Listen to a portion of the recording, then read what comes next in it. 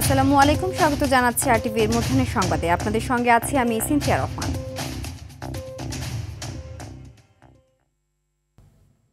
শুরুতেই আন্তর্জাতিক প্রসঙ্গ।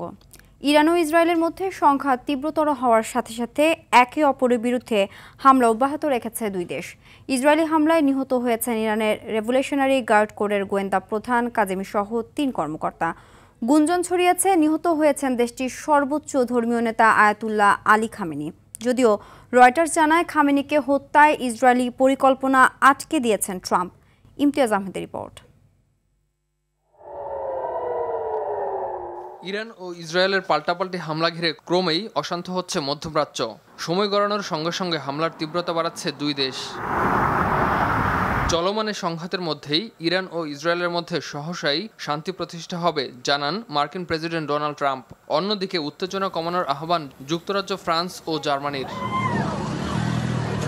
ইরানের ইস্পাহানের পারমাণবিক কেন্দ্রে হামলা চালানোর মাধ্যমে ইসরায়েল ইতোমধ্যে ইরানের পারমাণবিক সক্ষমতা অর্জনের প্রচেষ্টাকে খানিকটা ক্ষতিগ্রস্ত করেছে বলে দাবি করেছেন ইসরায়েল প্রধানমন্ত্রী বেনিয়ামিন নেতানিয়াহু। মার্কিন প্রেসিডেন্ট ডোনাল্ড ট্রাম্পের সঙ্গে সমন্বিতভাবে কাজ করছেন বলেও জানান তিনি। ইসরায়েলের গোয়েন্দা সংস্থা মোসাদের সঙ্গে যুক্ত সন্দেহে 2 ব্যক্তিকে গ্রেপ্তার করার কথা জানিয়েছে ইরান। এদিকে ইরান ইসরায়েল সংঘাত নিরসনে জরুরি বৈঠকের ডাক দিয়েছে আন্তর্জাতিক পরমাণু শক্তি সংস্থা IAEA। আজ অস্ট্রিয়ায় সংস্থার সদর দপ্তরে বৈঠকটি হওয়ার কথা রয়েছে। যদিও ইসরায়েলি হামলা অব্যাহত থাকলে কোনো পারমাণবিক আলোচনা হবে না, সাফ জানিয়ে দিয়েছেন ইরানের president Masoud Pezeshkian. Imtiaz Ahmed, RTV. ইরানে অবস্থান করা প্রবাসী বাংলাদেশিদের জন্য চালু হয়েছে হটলাইন। রোববার তেহরান দূতাবাস এক বিশেষ বিজ্ঞপ্তিতে বাংলাদেশি নাগরিকদের জন্য হটলাইন চালুর বিষয়টি নিশ্চিত করে।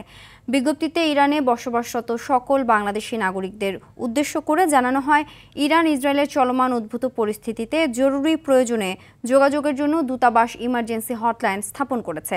ইরানে বসবাসরত বাংলাদেশি নাগরিকদের দূতাবাসের দেয়া ফোন নম্বরে হোয়াটসঅ্যাপ সহ সরাসরি যোগাযোগ করার অনুরোধ করা হয়েছে।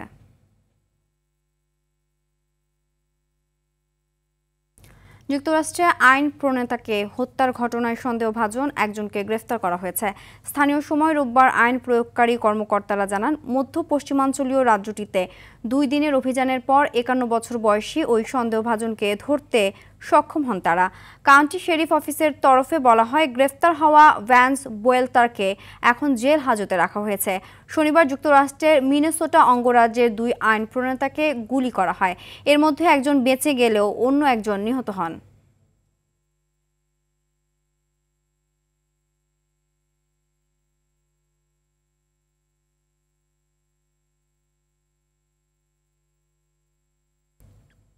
এবার অন্যান্য প্রসঙ্গ। জুলাই আগস্টে সংঘটিত মানবতা বিরোধী অপরাধে সাবেক প্রধানমন্ত্রী শেখ হাসিনা সহ 3 জনের বিরুদ্ধে আনুষ্ঠানিক অভিযোগ গঠনের শুনানি আজ সকালে। মামলার অন্যতম আসামি সাবেক আইজিপি চৌধুরী আবদুল্লাহ আল মামুনকে ট্রাইব্যুনালে হাজির করা হয়। ট্রাইব্যুনালের চেয়ারম্যান বিচারপতি মোহাম্মদ গোলাম মর্তুজা মজুমদারের নেতৃত্বাধীন 3 সদস্যের বেঞ্চে হবে এ শুনানি। এর আগে 1 জুন শেখ হাসিনা, সাবেক স্বরাষ্ট্রমন্ত্রী আসাদুজ্জামান খান কামাল, সাবেক আইজিপি চৌধুরী আবদুল্লাহ আল মামুনের বিরুদ্ধে অভিযোগ আমলে নেন ট্রাইব্যুনাল। অভিযোগে বলা হয়, 16 জুলাই থেকে 5 আগস্ট পর্যন্ত সারা দেশে 1400 ছাত্র জনতাকে হত্যার দায় শেখ হাসিনার।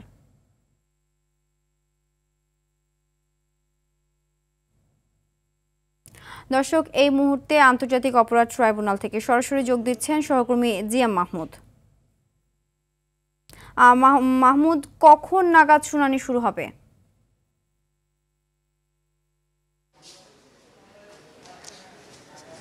সিনথিয়া, এই জুলাই আগস্টে সংগঠিত মানবতা বিরোধী অপরাধের এ মামলায় মোট 3 জন আসামি, সাবেক প্রধানমন্ত্রী শেখ হাসিনা, সাবেক স্বরাষ্ট্রমন্ত্রী আসাদুজ্জামান খান কামাল এবং সাবেক আইজিপি চৌধুরী আবদুল্লাহ আল মামুন। আর এই মামলার একমাত্র আসামি চৌধুরী আবদুল্লাহ আল মামুনকেই গ্রেপ্তার করা হয়েছে এবং এই গ্রেপ্তারকৃত চৌধুরী আবদুল্লাহ আল মামুনকে সকালে 9:30টার দিকে আসলে ট্রাইব্যুনালে হাজির করা হয় এবং কিছুক্ষণ আগেই তাকে এজলাসে উঠানো হয়েছে।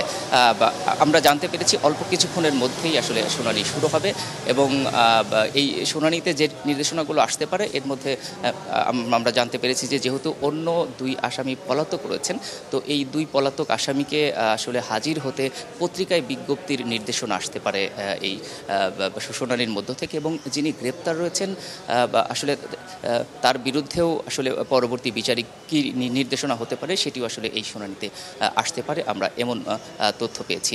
আর এই যে মামলার অভিযোগ, এই অভিযোগে কিন্তু মোট 5টি অভিযোগ আনা হয়েছে, যেখানে আসলে শেখ হাসিনাকে আসলে এই যে হত্যাকাণ্ড সংঘটিত হয়েছে, এই হত্যাকাণ্ডের প্ররোচনাকারী এবং নির্দেশদাতা হিসেবে অভিযুক্ত করা হয়েছে, এবং যে প্রায় 1400 ছাত্র জনতাকে হত্যা করা হয়েছে এর দায় আসলে শেখ হাসিনাকে নিতে হবে, এমনটি কিন্তু অভিযোগে উল্লেখ করা হয়েছে।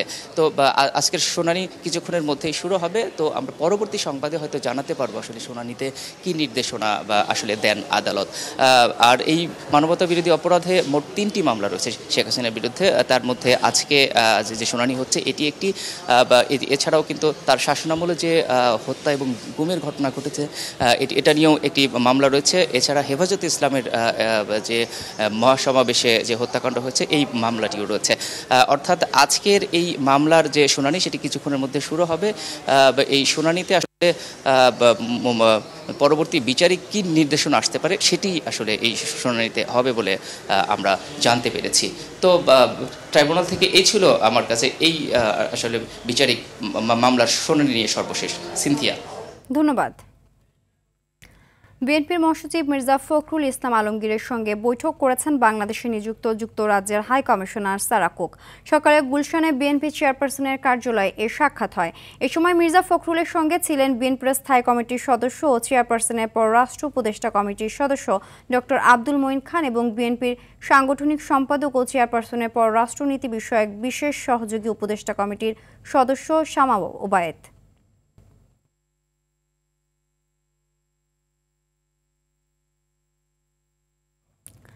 আগামী 1 মাসের মধ্যে গুম বিষয়ক নতুন আইন হচ্ছে। এই আইনের অধীনে স্থায়ী গুম কমিশন হবে বলে জানিয়েছেন আইন উপদেষ্টা ডক্টর আসিফ নজরুল। তিনি বলেন, গুম হওয়া ব্যক্তি পরিবারের জন্য নিখোঁজ সনদ দেবে সরকার, যা দিয়ে সন্তানরা অফিসিয়াল কাজ করতে পারবে। সকালে সচিবালয়ে জাতিসংঘের মানবাধিকার কমিশনের গুম বিষয়ক ওয়ার্কিং গ্রুপের সাথে বৈঠক শেষে এসব কথা বলেন তিনি। এ সময় উপদেষ্টা বলেন, জাতিসংঘের গুম বিষয়ক কমিশন বর্তমান গুম কমিশনের মেয়াদ বাড়ানোর পরামর্শ দিয়েছেন। এই গুম কমিশন আজ থেকে 12 বছর আগে বাংলাদেশ আসতে চাইলেও আওয়ামী লীগ সরকার তাদের আসতে দেয়নি। এ সময় সাংবাদিকদের প্রশ্নে সরকারি কর্মচারী আইন পুনর্বিবেচনার সুযোগ রয়েছে বলে জানান আইন উপদেষ্টা। জাতিসংঘের গুম বিষয়ক ওয়ার্কিং গ্রুপের ভাইস চেয়ারম্যান গ্রাজিনা বারানোস্কা ও আনা লোরেনা ডেলগাদিলো পেরেস 4 দিনের সফরে ঢাকা এসেছেন। আমরা গুম বিষয়ক যে আইন করব সেই আইনের অধীনেও আমরা একটা খুব শক্তিশালী কমিশন গঠন করার ইচ্ছা রাখি, সেটা তাদের জানিয়েছি। ওনারা আমাদের আইনের ব্যাপারে কিছু ব্যাপারে বলেছে, আমাদের আইনে কিছু কিছু জিনিস আমাদের ভিকটিম যারা ফ্যামিলি আছে তাদের সাথে একটু আলোচনা করা দরকার, আর এই গুম বিষয়ক যে কমিশন আছে তাদের সাথে আলোচনা করা দরকার। আমরা বলেছি অবশ্যই আমরা আলোচনা করব। প্রতিনিয়ত বাড়তে শুরু করেছে ডেঙ্গু আক্রান্ত রোগীর সংখ্যা, সঙ্গে যুক্ত হচ্ছে মৃত্যুর মিছিল। গেল 24 ঘন্টায় ডেঙ্গু জ্বরে আক্রান্ত হয়েছে 249 জন, পাশাপাশি মৃত্যু হয়েছে 1 জনের। আক্রান্তদের মধ্যে সবথেকে বেশি বরিশাল বিভাগে 134 জন। চলতি বছর এখন পর্যন্ত সব মিলিয়ে 5988 জন রোগী হাসপাতালে ভর্তি হয়েছেন। এখন পর্যন্ত এ বছর ডেঙ্গুতে মৃত্যু হয়েছে 30 জনের। এদিকে করোনায় আক্রান্তদের সংখ্যাও বাড়তির দিকে। 24 ঘন্টায় 291 জনের নমুনা পরীক্ষায় 26 জনের শরীরে করোনা ভাইরাসের সংক্রমণ শনাক্ত হয়। এদিন 1 জনের মৃত্যু হয়েছে। চলতি মাসের 15 দিনেই করোনায় 4 জনের মৃত্যু হলো। সবাইকে স্বাস্থ্যবিধি মেনে চলার আহ্বান চিকিৎসকদের।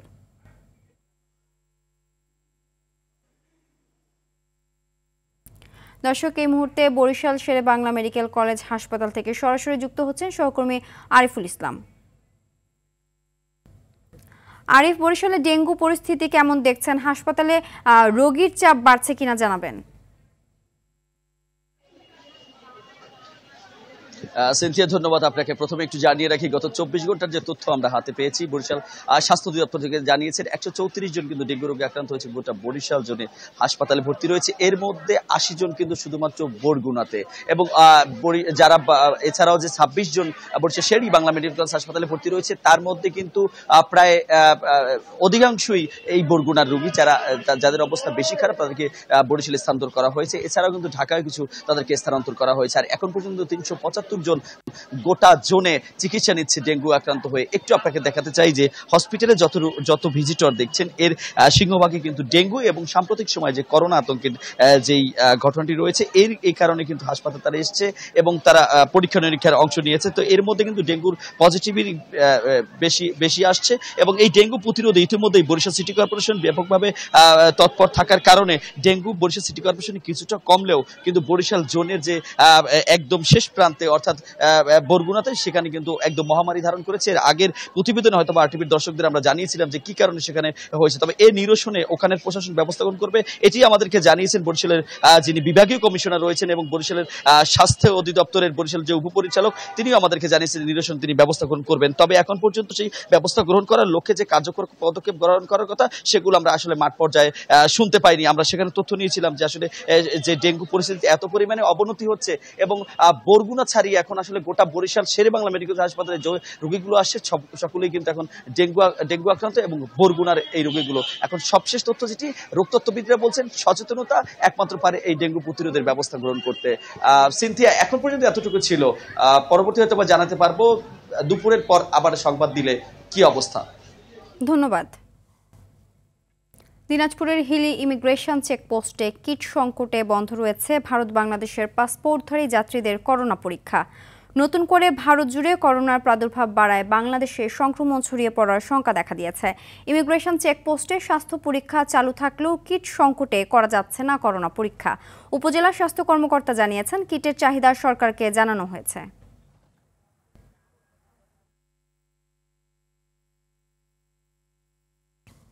এবার ঈদযাত্রায় সারা দেশে 15 দিনে সড়ক, রেল ও নৌপথে সর্বমোট 415টি দুর্ঘটনায় 427 জন নিহত ও 1194 জন আহত হয়েছে।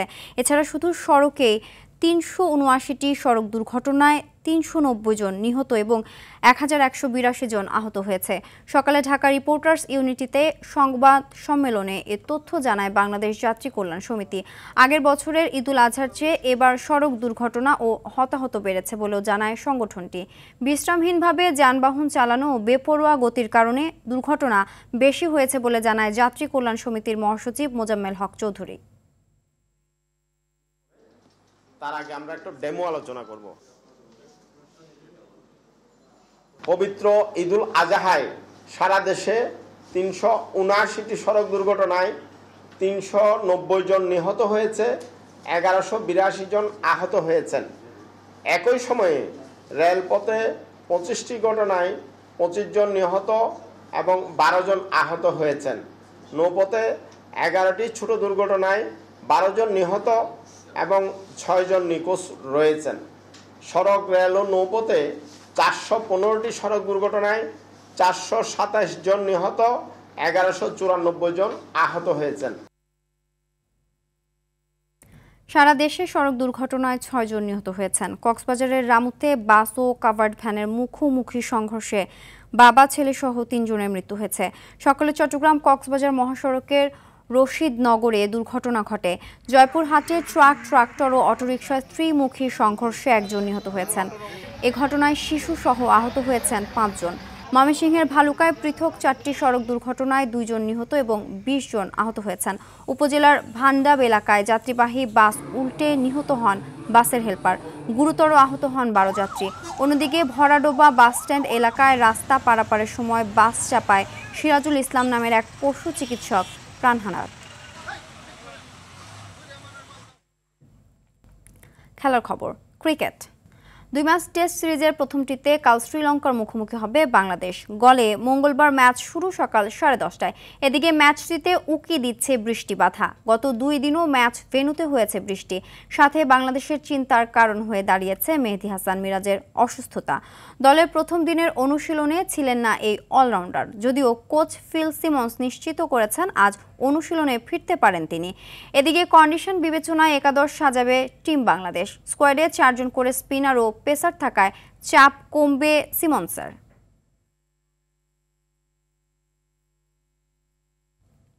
মধ্যাহ্নের সংবাদ এই পর্যন্তই। দুপুরের সংবাদ পৌনে 2টায় দেখার আমন্ত্রণ রইল। ধন্যবাদ সবাইকে।